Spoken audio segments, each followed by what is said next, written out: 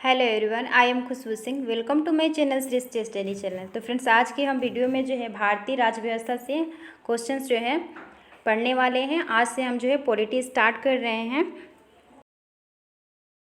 जिसमें जो है सभी एग्जाम के लिए बहुत ही इम्पॉर्टेंट टॉपिक है ये।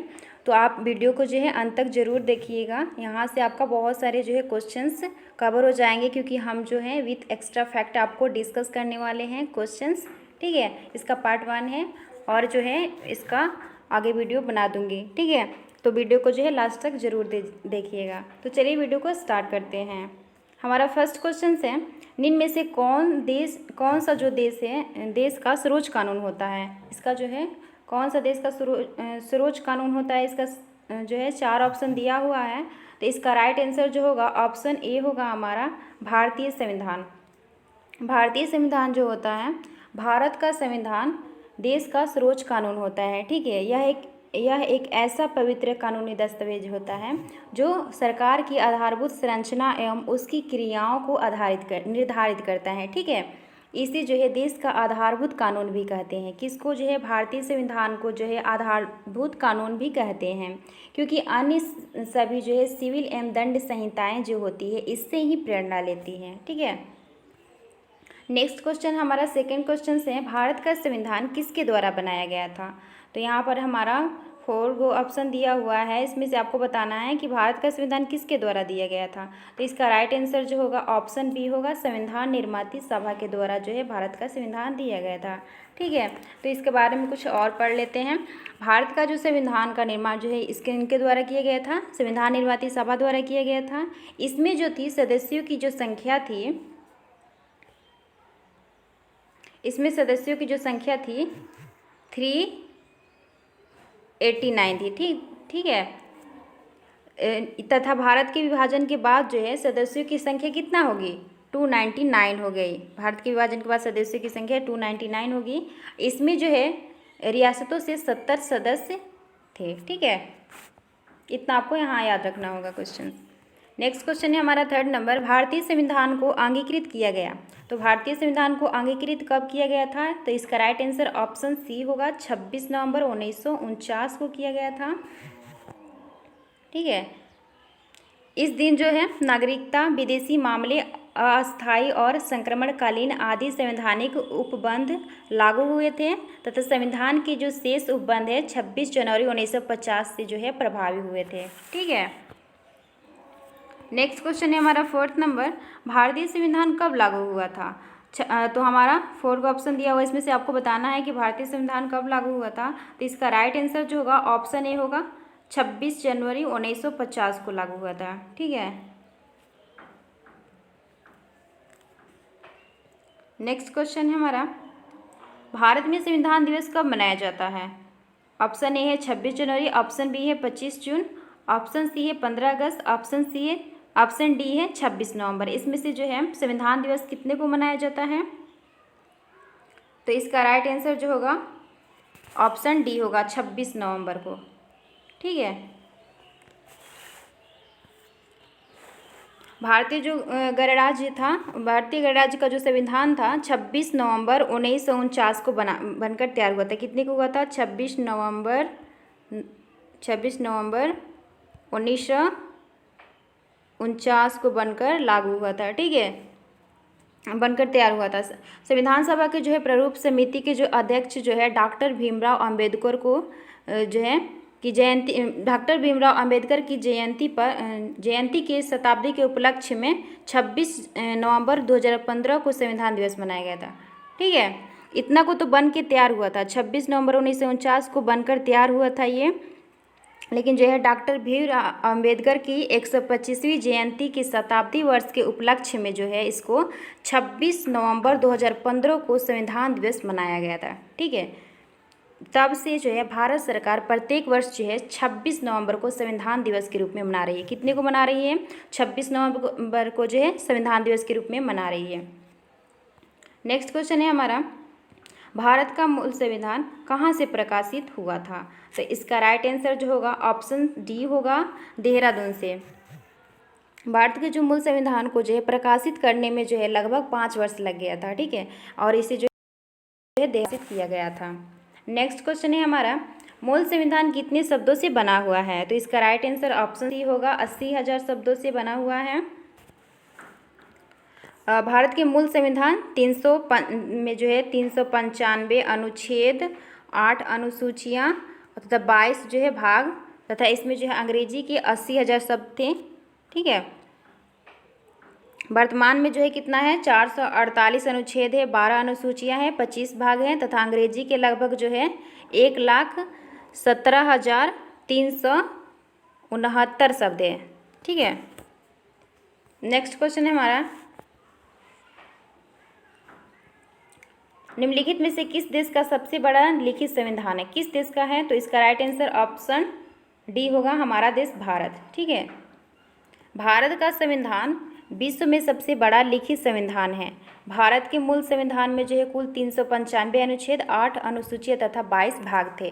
ठीक है, नेक्स्ट क्वेश्चन है हमारा, संविधान की संकल्पना का उद्भव सबसे पहले कहाँ हुआ था? तो इसका राइट आंसर ऑप्शन सी होगा, संयुक्त राज्य अमेरिका में जो है संविधान की संकल्पना का उद्भव सबसे पहले हुआ था। ठीक है, नेक्स्ट क्वेश्चन है हमारा, भारत का मूल संविधान कहाँ संरक्षित है? तो इसका राइट आंसर ऑप्शन सी होगा, संसद भवन में है। ठीक है, नेक्स्ट क्वेश्चन है हमारा, प्रारूप समिति ने भारतीय संविधान को किस भाषा में लिखा था? तो इसका राइट आंसर ऑप्शन बी होगा, केवल अंग्रेजी में उन्होंने लिखा हुआ था। ठीक है, इस प्रारूप समिति का जो गठन हुआ था 29 अगस्त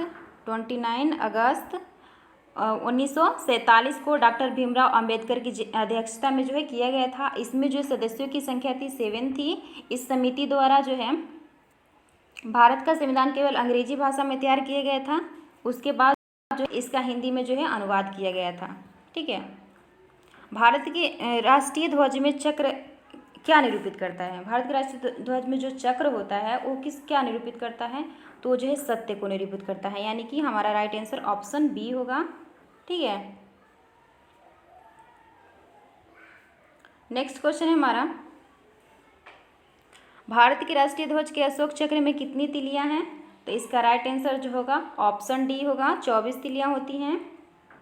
भारत का जो राष्ट्रीय ध्वज तिरंगा है हमारा, जिसमें समानांतर 3 रंगों की पट्टियाँ होती हैं। सबसे ऊपर जो होती है गहरी केसरिया होती है, बीच में जो होती है मध्य में सफ़ेद और नीचे जो है गहरी हरे रंग की पट्टियाँ होती हैं। हम सभी जानते ही हैं। ध्वज की चौड़ाई और लंबाई का जो अनुपात होता है वो 2:3 होता है। ठीक है, लंबाई और चौड़ाई का ये अनुपात है। सफ़ेद पट्टी जो होता है उसके केंद्र में गहरे नीले रंग का एक चक्र होता है। ठीक है, जिसका प्रारूप जो होता है सम्राट अशोक के सारनाथ स्थित स्तंभ पर बने चक्र की तर्ज पर बनाया गया है। इसमें जो है 24 तिलियां होती हैं। अशोक चक्र जो होता है जीवन में सत्य, न्याय और प्रगतिशीलता का प्रतिनिधित्व करता है।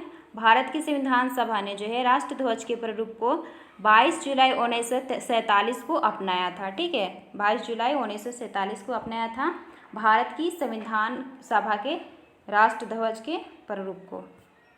नेक्स्ट क्वेश्चन है हमारा,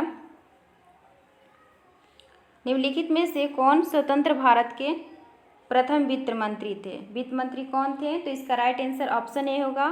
ठीक है, R K. Shanmukham Chetty. Next question है हमारा, निम्नलिखित में से कौन सा अनुच्छेद 26 नवंबर 1949 को लागू हुआ था? तो इसका राइट आंसर ऑप्शन ए होगा, अनुच्छेद 388। ठीक है,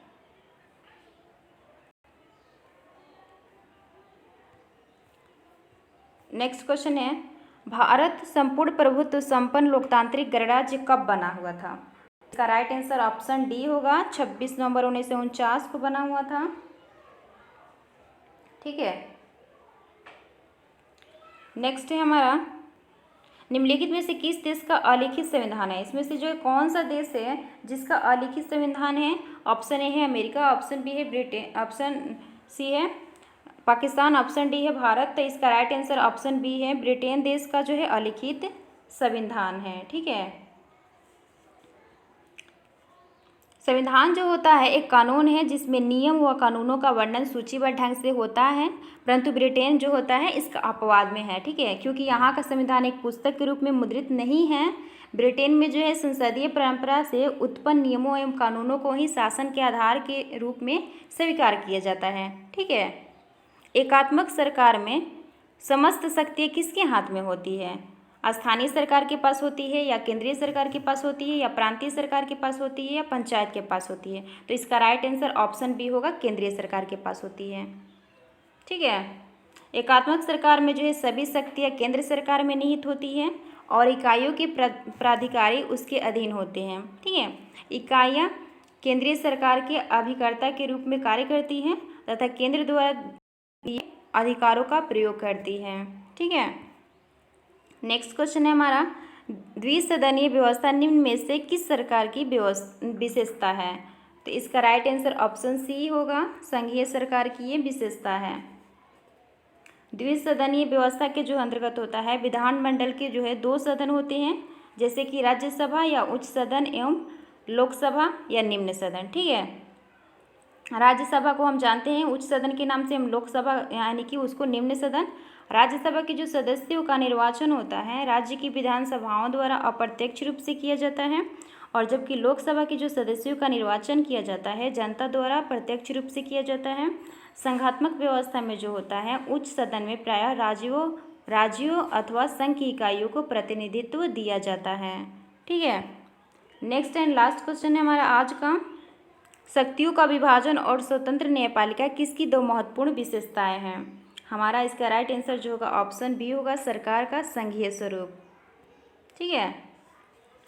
शक्तियों का विभाजन और स्वतंत्र न्यायपालिका संघीय सरकार की विशेषताएं हैं। इसकी जो होती है अन्य विशेषताओं में दोहरी नागरिकता, दोहरी शासन व्यवस्था, संविधान तथा लिखित संविधान प्रमुख है, ठीक है। अमेरिका जो है संघीय स्वरूप का सर्वोत्तम उदाहरण, अमेरिका जो है संघीय स्वरूप का सर्वोत्तम उदाहरण है अमेरिका, ठीक है। तो आज तक हम इतना ही रखते हैं। हमने आज जो है 20 क्वेश्चंस लिए हुए थे, और इसका जो है अब दूसरा पार्ट में और करवा दूंगी क्वेश्चंस, इसमें बहुत सारे हैं, जो इम्पोर्टेंट होगा सारा करा देंगे, तो ठीक है। आज तक इतना ही रखते हैं। वीडियो अगर पसंद आया हो तो please like share and subscribe कर दीजिएगा, ठीक है। तो आज तक इतना ही, तब तक के लिए bye bye and take care. Thank you for watching my video.